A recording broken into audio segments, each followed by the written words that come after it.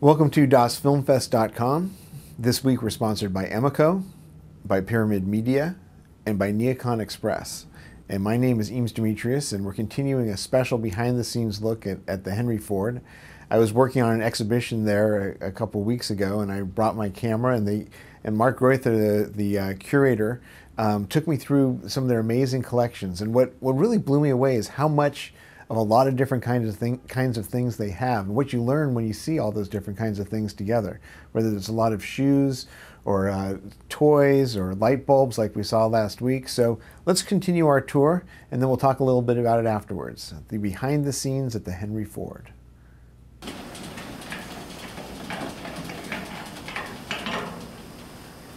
Fabric swatches. So is this from the Herman Miller? Yes, this all is.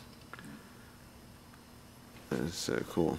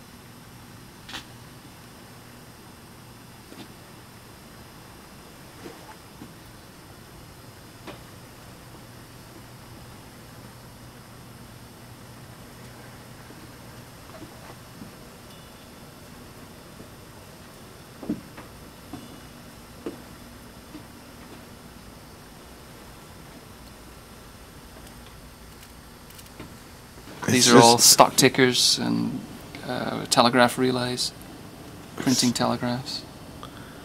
They're so lovely. Yeah, little bobbins and curls of wire. And all of these were actually metal when they were made? Yes. Yep. These would have had cast iron bases and then brass parts. What was this one?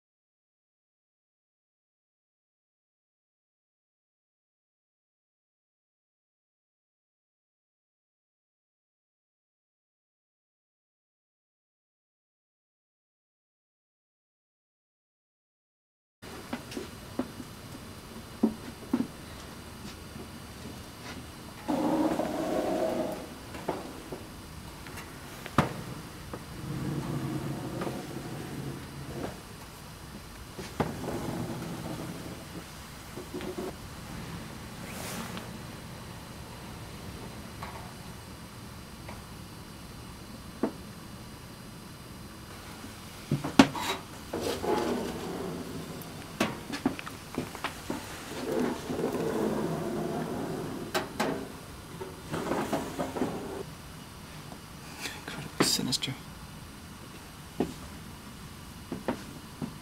Again, it's that notion that somehow this is endless. Perhaps we could spend 2 days here constantly pulling out drawers and then do more and more, and that has an undeniable appeal.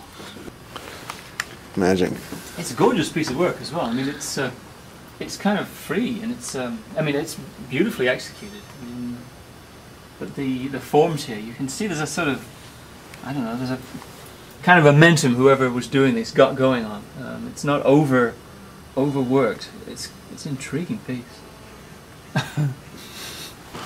Beautiful collection of arc lights. Oh man. Recognize these. 2 RCA theremins. Wow. You mean the musical instrument? Yep. Wow. One of the very, very, very first diesel engines ever built. Electric train by Thomas Edison. Those are the cars, and this is the locomotive. One of the very first attempts to use electricity to drive trains.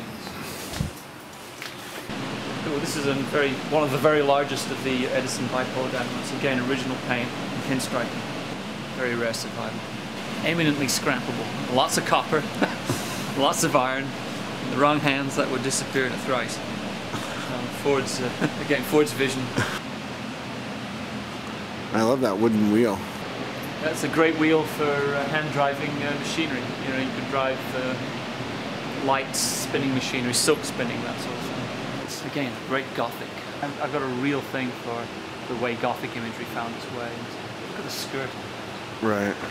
There's that stage with any technology. You see it with locomotives, you see it with toasters, you see it with telephones, you see it with very early steam engines where you know, there's a sort of pure technology, then it starts to get somehow domesticated and all these things get applied to it, often in a very interesting way. And it's as if once everybody's used to it, it's all just given up and everything just becomes rather sheathed and camouflaged. That is a super, super significant streetcar motor, Sprague number 5. Virtually all the electrical motors that are used to drive locomotives on railroads spring from the earliest developments of Frank Sprague. They were glued on, and the glue has dried out, and many of these are becoming detached, so I requested that we perhaps do something about it. I would love to get this on display. Cool. Yeah, it's beautiful. This is exquisite. It's a stellar design collection, but actually many of these older pieces reveal things about those designs that weren't apparent when they were new and aren't apparent on new versions. So that was behind the scenes at the Henry Ford. It's always exciting behind the scenes at a museum. It's one of the fun things about doing a project at a place like that, and the privilege of getting to look at the collections. And for me, you know, what struck me is when I see all those big machines, including the big ones that are out on the floor, but the ones that they have, the old transformers and the old radios and all this kind of stuff, is that it's ephemera. Even though it's big and heavy and looks like it'll last forever, and maybe it will, it's been passed by. It was a moment in time. It represents a moment in time. And then there are things that you might expect to be ephemera, like, you know, dress shoes, so that's part of fashion and all that. And, you know, I'm not somebody who really worries that much about women's dress shoes, yet I found myself fascinated by that collection. When you see again and again the same thing, subtle differences, made carefully, made well, it really teaches you something about what makes a thing the thing that it is, and makes you see that form in a different way. I love speaking of the forms, I love the wooden shoe forms that they had, you know, the toy soldiers, the marbles, you know, what do the toy soldiers tell us? What do all these things tell us? All the different kinds of toys, just collection after collection. And I think it's easy to underestimate in this day and age that because we can digitize things and we can have pictures of everything, the importance of saving the things themselves. And it's hard work. The curators there work all the time. The conservationists there work all the time. And you know, you saw some of that. You saw the little miniature tools that they're trying to save. But it's important because it's not enough to have pictures of everything. And I think that's what the museum teaches. It also teaches us the value of serendipity. You know, the surprises that you come, you know, when you see one thing next to another.